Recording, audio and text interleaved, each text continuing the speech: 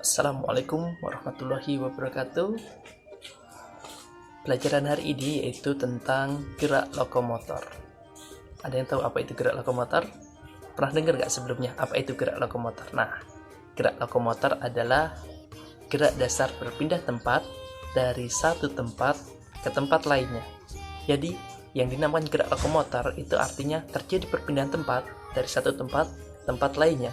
Jadi gerakan ini menyebabkan perpindahan tempat. Nah, untuk contoh gerakannya yaitu berjalan. Kenapa berjalan merupakan gerak lokomotor? Karena terjadi perpindahan tempat sebelum berjalan dan saat berhenti berjalan terjadi perpindahan tempat. Contoh yang lainnya berlari. Kenapa berlari juga merupakan gerak lokomotor? Sama halnya dengan berjalan, karena terjadi perpindahan tempat sebelum berlari sampai sudah berlari, jadi perpindahan tempat. Kemudian contoh yang ketiga yaitu melompat. Sama halnya dengan berlari dan berjalan, melompat terjadi pergeseran tempat atau perpindahan tempat, sehingga melompat merupakan gerak lokomotor juga. Nah, ada beberapa gerakan yang bisa digunakan untuk melatih gerak lokomotor pada anak usia SD ya, terutama kelas rendah, yaitu kelas 1, 2, kelas 3. Yaitu yang pertama, gerakannya yaitu berjalan ke depan.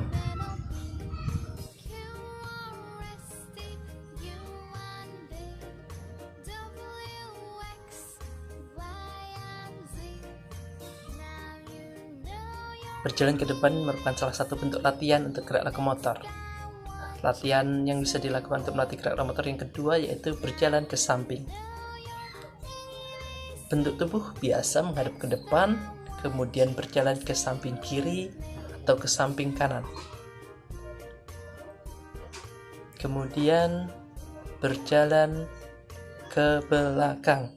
Ya, ini seperti posisi tubuh seperti hendak berjalan ke depan namun langkahnya ke belakang.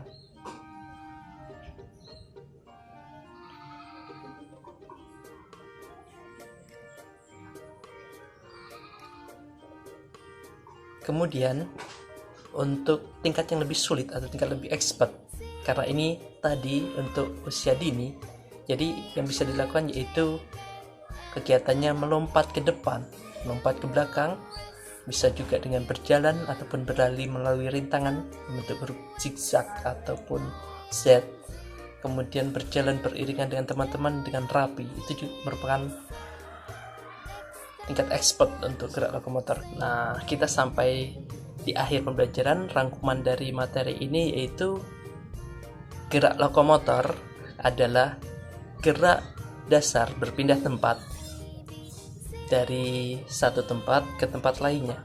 Jadi gerakan ini menyebabkan perpindahan tempat dari orang yang melakukan gerakan. Jadi terjadi perpindahan tempat. Nah, contoh gerakan lokomotor.